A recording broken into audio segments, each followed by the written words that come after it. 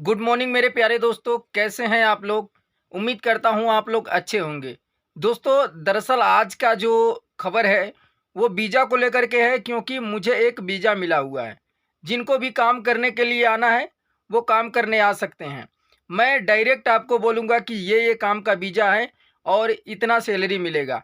तो मैं सबसे पहले बता दूँ कि मैं बाहर घूम रहा था, तभी एक मालिक जो कि सऊदी अरबी शेख मिले हमसे और उन्होंने कहा कि अंतासदिक फ़ी सेम से मतलब कि उन्होंने कहा कि मुझे आदमी का ज़रूरत है।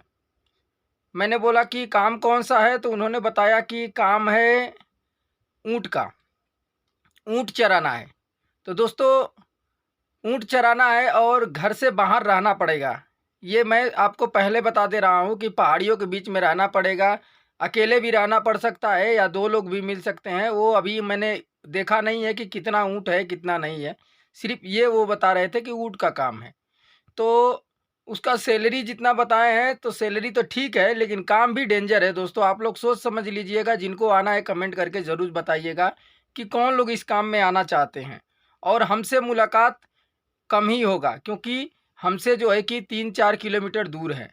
हमारे बगल में एक रोड निकला हुआ है, उसी रोड से लोग आते-जाते रहते हैं। तो हो सके तो वो और लोगों से बात किए हैं या नहीं किए हैं, मैंने उनसे कहा है कि बाद में मैं आपको बताऊँगा किसी आदमी से बात करके। तो शायद इस काम में लोग कम ही आते हैं क्योंकि इस काम में जो लोग भी आते हैं बता कर के नहीं बुलाया जाता है। तो इसलिए मैं आप लोगों को कहता हूँ कि भाई जिनको भी आना है तो आप अपना सोच समझ करके बताइए, तो हम जो है कि आपको वीज़ा भेज सकते हैं और आप आ सकते हैं। मैं ऑफ़िस पे भेज दूँगा, वहाँ से आप जाकर के संपर्क कर लेंगे।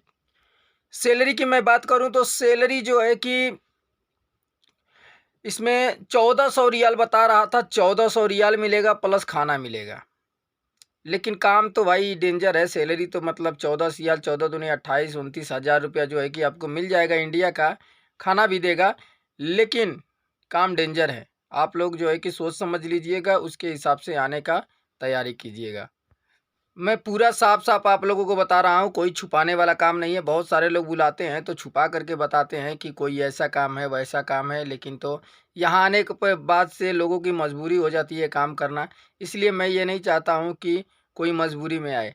और बहुत सारे लोग ऐसे छिपा करके भी मुझे बताते हैं तो मैं नहीं बुलाना चाहता हूँ क्योंकि लोग यहाँ आकर के फँस जाते हैं। हर मालिक लोग एक जैसे नहीं होते हैं। कहते हैं कुछ और करते कुछ और हैं।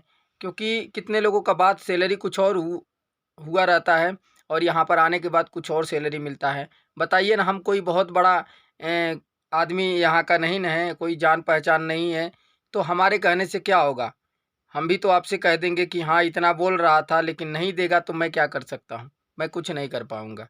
ये चीज़ जो है कि आप लोग अच्छी तरह से सोच समझ लीजिएगा। उसके बाद से आप लोग जो है कि बताइए कि किसको आना है। अगर जिन भाई को आना है तो वो कमेंट करके ज़रूर बताएँगे ताकि मैं कन्फर्म कर सकूँ। ओके दोस्तों, आज के लिए यही जानकारी थी। फिर मिलेंगे आपसे किसी अगले वीडियो में।